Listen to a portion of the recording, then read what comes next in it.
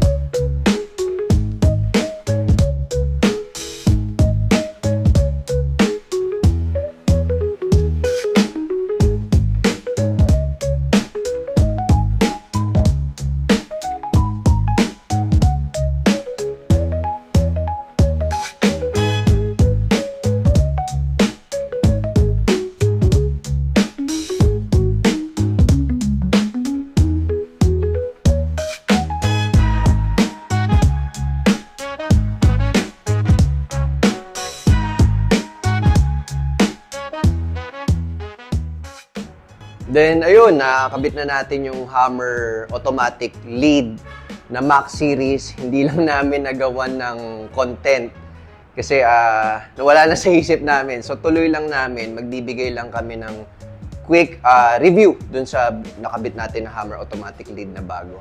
So, Daniel, ano yung napansin mo dun sa mga bago natin? Sa bago dito kay Hammer lead? Meron na siyang push button sa likod, tapos hindi na siya nakapatong sa bed. Parang flat na siya. Flat na, oo. Yun rin, napansin ko, ang maganda dito dun sa push button niya, Daniel, is may ilaw na. May ilaw. So, if ever gabi, gamitin natin ng gabi, hindi tayo kakapa-kapa na hanapin pa natin kung saan ba yung button. So, isa yun sa mga bagong feature ni Hammer Automatic Lead Max Series na napakaganda. Then, same pa rin, ma-access mo pa rin siya using the remote, using cellphone app. Ano pa ba, Daniel? Yung Key. Yung key niya, yung lock, unlock. Yung lock and unlock, ma-access mo pa rin siya. So, may napansin lang kami dito sa bago. Since ito yung first time namin magkabit ng Max Series, ito yung bago kasi na lead ni Hammer. Before naman, nagkakabit kami yung mas older version na parang nakapatong siya. No? Yun yung mga pagkakaiba niya eh. So, itong Max Series na to, mas malinis, mas clean. Ang napansin lang namin, na medyo inaral namin kahapon, is yung nagkakaroon pa siya ng access dun sa... Kapag nilalak. Oo, pag nilalak pa. Nilalak siya, unlock. Medyo So, delay yung open. Medyo delay, no? Tsaka yung lock niya. Sumubo kami, nag-oras kami ng 10 seconds, 20 seconds. So sa 30 seconds, parang, alam nyo yun, Doon siya maglalak. oo, may time pa na 30 seconds. Kasi ma-access mo pa yung likod eh. Kasi kapag nilock siya, o-open pa rin siya dapat. 30 seconds, tsaka siya maglalak. Ganun ang nangyayari. So yun, nagtanong na rin naman kami kay supplier namin, kay Hammer Philippines, na, which is normal naman daw. So sabi nila, normal boss yung ganun. I think kaya ganun yung ginawa ni Hammer para at least nilock mo yung sasakyan mo, may mga kailangan ka pang kunin sa likod, so at least hindi siya maglalak muna. Ma-access mo pa rin yung, Ma-access mo pa. yung likod mo. Yung Hammer Automatic Roller Lead, ma-access mo pa siya kahit nakalock yung sasakyan mo. So, make sure lang talaga if, halimbawa, nasa parking tayo at may importanteng gamit, make sure lang talaga na double check 30 seconds 30 na nakalock na. Para at least hindi tayo makuha na ng gamit, di ba?